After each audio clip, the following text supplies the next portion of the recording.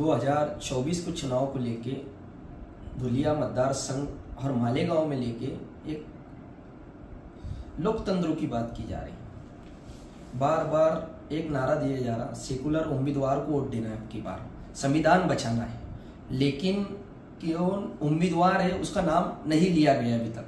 लेकिन जुमा के दिन मर्द मुजाहिद शेख आसिफ साहब ने एक बड़ी सभा, एक बड़ा जलसा लेके एक सेकुलर उम्मीदवार, इंडिया आघाड़ी के उम्मीदवार को बुला के सोबताई बचाव के लिए वोट मांगा और शहर में एक अजीब तरीके का माहौल तैयार किया गया धुलिया मतदार संघ के अंदर। क्यों? अभी तक क्या ऐसा लग ही नहीं रहा था कि 2024 के चुनाव मालेगांव शहर में भी है, धुलिया मतदार संघ में भी है।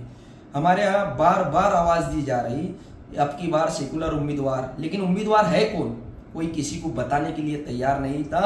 मर्द मुजाहिद शेख आसिफ ने उस उम्मीदवार को हजारों की भीड़ में बुला के एक बड़ी सभा लेके, एक बड़ा जलसा लेके उस दिन 2024 के लिए वोट मांगा।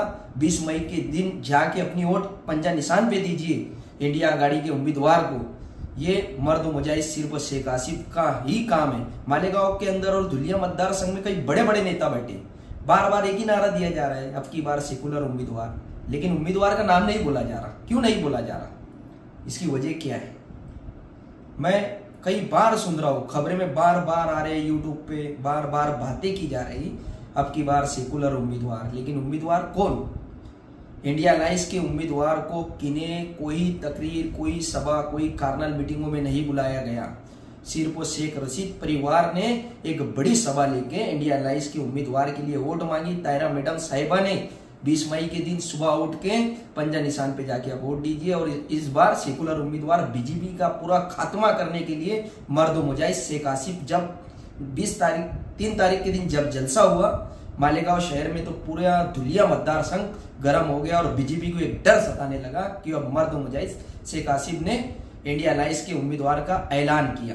वो खुद इलेक्शन लड़ना चाहते थे शेख आसिफ साहब, लेकिन उन्होंने देश के हालात देखे, वो जीत उनकी हर हाल में पक्की थी, लेकिन जब देश के हालात देखे और इंडिया अलायंस का उम्मीदवार डिक्लेयर होने के बाद उन्होंने एक अहम फैसला लिया। इंडिया अलायंस के उम्मीदवार को एक बड़ी सभा लेके, एक बड़ा जलसा लेके 3 मई को वहां बुला के उनके लिए वोट मांगा। ये आज मैं समझता हूँ कि धुलिया मतदार संघ में किने नहीं किया वो काम जो शेख रशीद परिवार ने किया।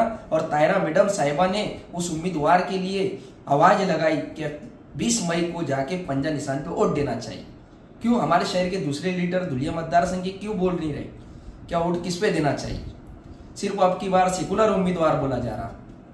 तो मैं तमाम दोस्तों से, अहबाबों से, अपनी बहनों से अपील करता हूं कि 20 तारीख के दिन जाके शेख आसिफ की आवाज पे पंजा निशान पे वोट देना चाहिए।